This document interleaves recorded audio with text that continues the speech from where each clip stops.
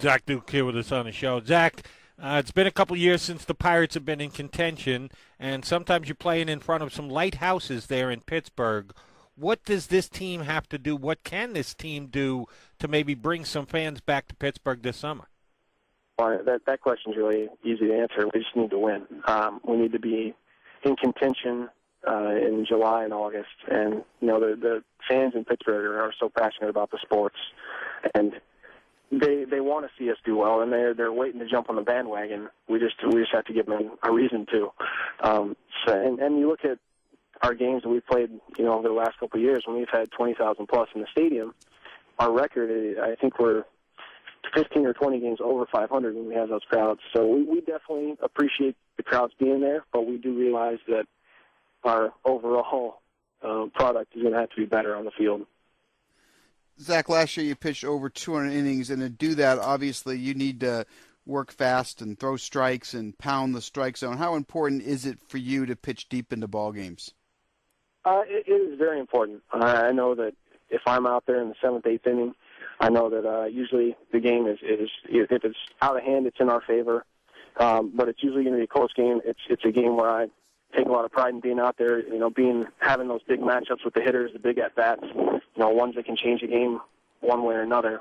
I thrive on those matchups, and it's something where last year I felt like I was out there in the 8th inning almost every game. It was a pretty strange feeling, but hopefully I can continue that and continue to just pound strikes early in the counts, especially early in the game. And then hopefully get some more long games and let those innings pile up for me again. Zach, last year in season, a couple of your veteran teammates, LaRoche and McLeod and Sanchez, were all traded. For younger guys who may or may not be able to help you at that time or even down the road, how do you stay focused on what you need to do? It's got to be a little disheartening that it's always a rebuilding process and a turnover and the like, but you have to stay within yourself and go out and do what you've got to do every fifth day when you take the hill. How do you do that? Right. It is tough, because I was around all those guys for a number of years, and you form friendships and relationships with those guys, and you get familiar with what you're doing with them behind you, and they get very accustomed to your game plan, so the game flows a lot better when you have the familiarity there. But with the new guys, there's obviously going to be some time to where we'll have to get to know each other. They'll have to figure out how I like to pitch and certain pitches I like to throw, so that maybe they can shade one way or another in the counts. But luckily, everybody that we've gotten over here has not had an ego, has not had any kind of personality problems that we've had to deal with. Everybody's been good guys and wanting to work hard and wanting to win, which is what I want to do. And I think that's the feeling all throughout our clubhouse is we're tired of the losing. We want to win. We're going to do whatever it takes to do that.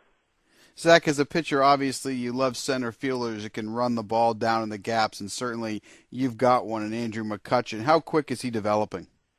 My goodness, he is a special player. And then the routes that he takes the balls and his closing speed and getting to the balls, it's something impressive to watch. If you haven't had a chance to watch him play, and we're in your city, then definitely take the opportunity to come watch him play, because he's got another gear that most of us human beings don't have, and that's something that you just can't teach. And his instincts on the baseball field are pretty special as well. And he's got such a bright future ahead of him.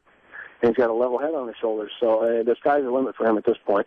And, Zach, in left field, you've got Lasting Millage, who wears number 85. Of course, I had him, and I always gave him a hard time because I said he picked 85 because his routes to balls are more like a wide receiver than a left fielder. How's he developing, though, in the outfield? You know what? He put a lot of work in when he came over to us last year. He was out there almost every day at 2 o'clock in the afternoon for a 7 o'clock game. And he was just working on routes, working on throwing, working on everything, every aspect of defensive outfield. And he did improve a lot. He made some highlight reel catches that, you'd never seen him make before. And he's been nothing but a great guy to have in the clubhouse. And I'm excited to see him mature this year even more and see what he can do in a full season with us. Zach, if you guys are struggling come mid-July, there's a chance that the Pirates may continue with the philosophy they have, which is trade players who are starting to make some decent money once they're arbitration eligible for even younger players. You could fall into that category this year. Do you want to know it? Do you want to stay in the loop? Do you want to know if they're discussing you with other teams? Or do you want to try and keep that narrow focus of just, hey, the day I'm traded, they'll tell me, I'll pack my bag and I'll move on? How are you going to handle it if your name is popping up all over the place come July? Well, I've never really been one to jump the gun on things like that, and I realize that I can't control any of that. The only thing I can control is my performance on the field.